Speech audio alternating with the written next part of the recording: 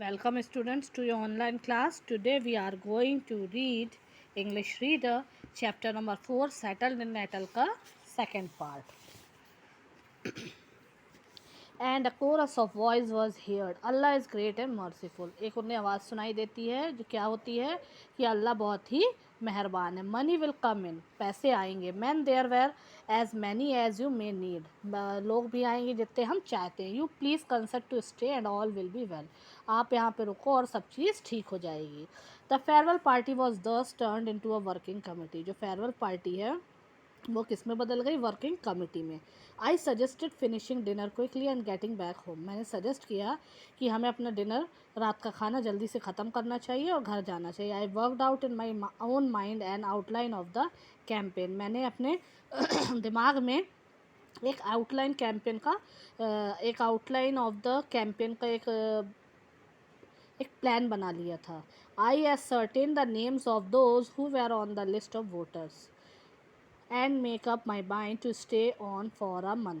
मैंने उसमें से देखा था कि उन लोगों को जिनका वोटर लिस्ट में नाम था और मैंने एक महीने और रुकने का मन बना लिया था. Thus God laid the foundation of my life in South Africa and sowed the seed of the fight for national self respect. इसलिए God laid the foundation, God ने फाउंडेशन डाली थी मेरे जीवन की साउथ अफ्रीका में और बीज को बोया था fight for a national self respect, कि मैं नेशनल सेल्फ रिस्पेक्ट के लिए लड़ सकूं. शेठ हाजी Mohammed Haji Dada was regarded at the foremost leader of the Indian committee in Natal in 1893. जो शेठ हाजी मोहम्मद हाजी दादा थे वो कौन थे? लीडर थे इंडियन कमिटी के कब? 1893 में.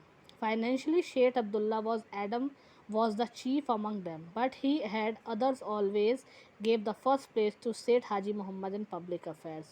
क्या करते थे उन लोग? पब्लिक अफेयर्स में उनको सबसे पहला स्थान देते थे. Meeting was there for held under his chairmanship at the house of Abdulla सेठ.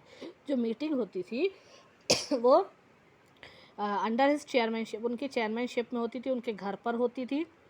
At which it was resolved to offer opposition to the franchisee bill. यानी अपने सभी जो भी कार्य चल रहे हैं पूरी फ्रेंचाइजी बिल के बारे में जो भी बातचीत होती थी सब उनके घर पे ही होती थी.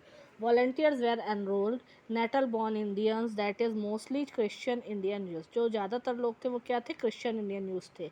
Had been invited to attend his this meeting.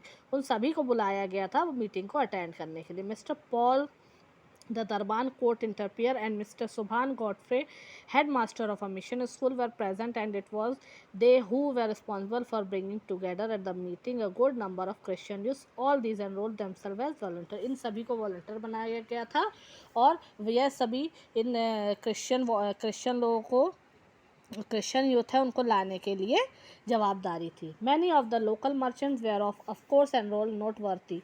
Among them be Seths Daud Mohammed, Mohammed Kasam, Kamruddin, Adamji, Miyan Khan, Colandavellu Pillai, C Lachhiram, Rangaswami, Padayachi and एमोजीवा.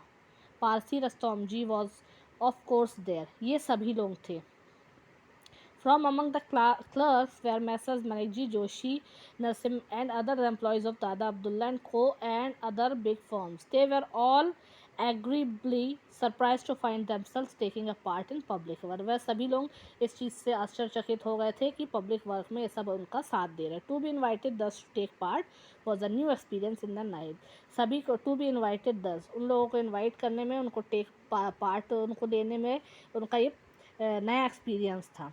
In face of the calamity that had overtaken the community, all distinctions such as high and low, small and great, master and servant, Hindu, Muslims, Parsi, Christian, Gujaratis, Madrasi, Sindhi, etc., were forgotten. All were alike the children and servants of the motherland. ये सभी क्या है? सभी लोग एक ही हैं हमारे Motherland के. The bill had already passed or was about to pass its second reading. In the speech on the occasion, the fact that Indians had expressed no opposition to Sting bill was urged as proof of their unfitness for the franchise. जो bill है had already passed, जो वो passed हो गया था और it's second reading, ये उसकी सेकेंड रीडिंग थी. और स्पीच में उन्होंने ये चीज़ बताई थी कि Indian had express no opposition to sting. ठीक है बेटा, ये आपका अब इसका थर्ड पार्ट मैं आपको अगले उसमें समझाऊंगी। Thank you.